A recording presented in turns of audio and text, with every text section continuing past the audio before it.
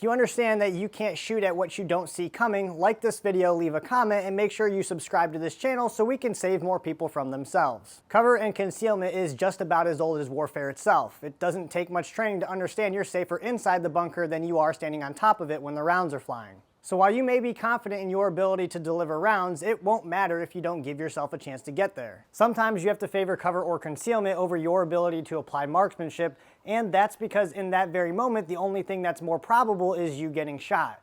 I'm not in the business of trying to determine every piece of material that may allow the bad guy's round to deviate before getting to me. In this video, you can see the rounds never making it into the room when striking the threshold at point blank range.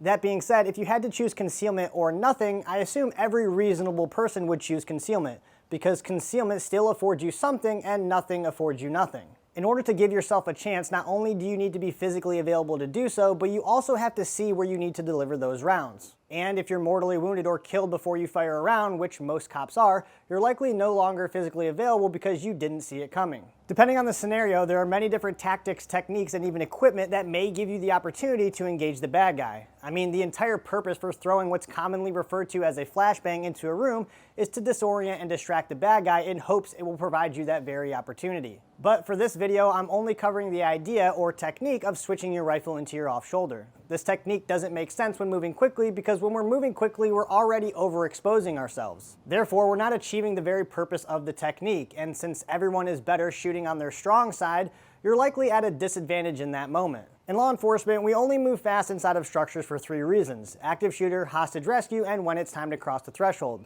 There's still a few teams out there who are doing dynamic entries for narcotic search warrants, but even that methodology is almost completely gone.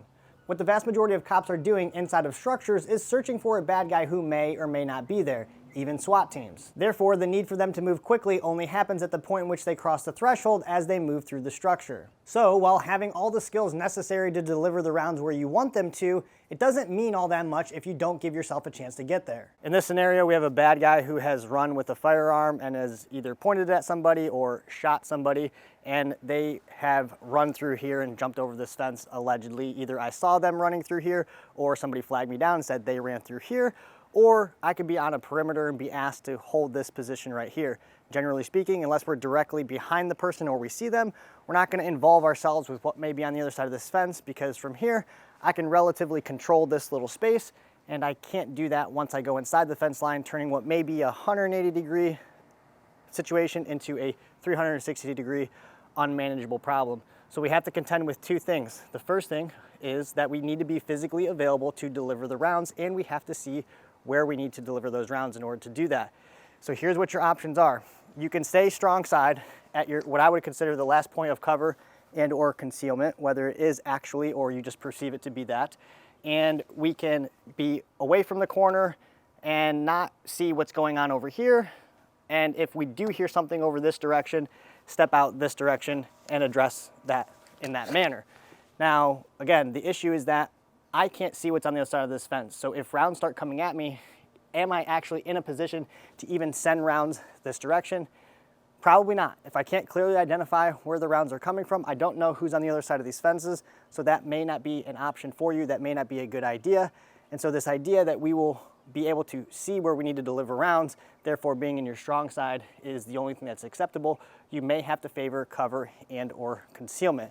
You could also switch your rifle into your off shoulder, where you can maximize cover and or concealment in that way. And if you wanted to step out and address something over this direction, you could do that, again, without overexposing yourself. Also, whether you're on your strong side or your weak side, when you're holding on an area where you cannot see where the bad guy may be and the gunfire starts, what's going to happen? So if I'm holding on this area directly in front of me, this fence where I can't see what's on the other side, and the gunfire starts and I may not know where it's coming from, I'm probably going to do this. And then at a certain point, come up and maybe try to reassess again, making it more difficult if the gunfire is coming from this direction over here to get my gun around the corner to be able to address that without overexposing myself. If I switch my rifle into my off shoulder, yes, if I don't see the gunfire coming, I am still going to revert back to the physiological responses and get to the nearest point of perceived cover and or concealment. And then as I come up to try to address where the gunfire is coming from, I can do that without overexposing myself, since probably the bad guy already has a drop on me at that point. In this situation here, we have come into this residence. We're looking for a person who has a felony murder warrant, and we can assume that they are armed and they are waiting to hurt us, because that's what you should be assuming every time you're doing these types of things. We've cleared the downstairs. You can use whatever techniques you want to use to clear the downstairs, but we have come upstairs.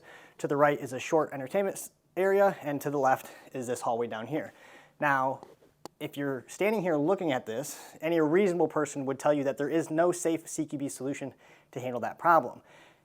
Now, under those conditions where we are looking for a person who may or may not be there and we believe is waiting to hurt us, we are not stacking up, hitting doors, and clearing this as fast as we can. So if you think that's what we should be doing, that's not what cops are doing. So we get here to this point here, and as I'm standing here, I'm going to be a strong side left-handed shooter for this scenario. I hear what sounds like somebody barricading that door on the end, which I can tell you has happened before. People have been standing in positions waiting for the rest of the team, and they hear movement going on. And so I can actually see the door kind of moving. I hear it sounds like he's barricading it. And so I just hold this. When the team comes up behind me, they kind of look and see what we have. I let them know what I heard. And so now we know from this position right here, we are not pushing down this hallway, okay? We're gonna establish a position of domination right here using what I would consider the last point of cover and or concealment to be in a position to either engage him kind of if we needed to, but also have an arrest plan in place and have the first available opportunity to see him if he comes out, so we can actually put in place all those things that may need to happen. So your options as you stand here and that guy is barricading the door is you can keep the rifle in your strong side, again, on my left side, and you can completely conceal yourself where you're just kind of looking around where you can't get your gun around, or you can stand out in the open where you can have your rifle in your strong side but actually be able to address at the first available opportunity. Again, if we're standing out in the open and the rounds start flying through that door, I'm inclined to tell you, you probably shouldn't engage through that door because you cannot see what's on the other side, nor can you see where he is. And so what's going to happen is you're just putting yourself in a position to get shot and actually not be able to do anything. And so in which case, when the rounds do start coming through the door, that physiological response is going to take over. You're going to move to the nearest point of cover and or concealment. And that's going to take you farther away from the things that may need to be happening in that moment. Or you can switch the rifle into your off shoulder, which for this scenario, again, my right shoulder is going to be my off shoulder.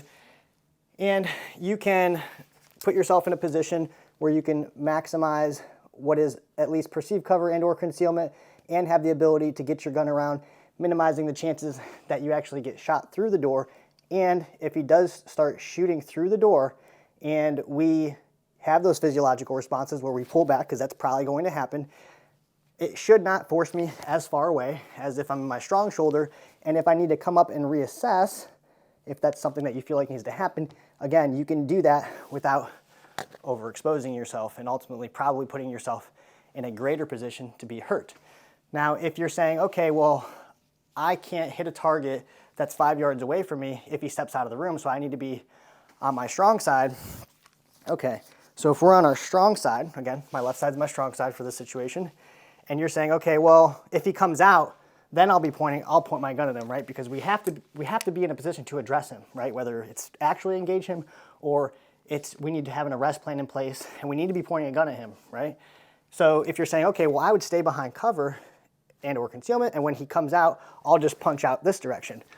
Well, there's a number of different scenarios that could happen, and he comes out and it feels like maybe he's giving up, or he says, okay, hey, I'm coming out. So we're getting ready to receive him, and all of a sudden he becomes a bad guy, whereas, again, he's just pointing a gun and pulling the trigger, and I'm actually having to identify what is in his hands, what is he actually trying to do, which takes time, so he's probably going to get a round off before I do. And if I'm overexposing myself standing out in the open, again, I'm going to push back to the nearest point of cover and or concealment. Just in case there's people out there that try to protect themselves from what I believe makes the most tactical sense in that moment, using cover and or concealment, using whatever you have in your immediate vicinity to your advantage based on what your behavior might be and the suspect's behavior, you may hear them say things like, okay, that makes sense, but that's not CQB. CQB, by definition, only requires two things: purposeful conflict, and close proximity. And that's actually absent of where it actually takes place. Inside a structure, outside a structure, in a parking lot, around vehicles.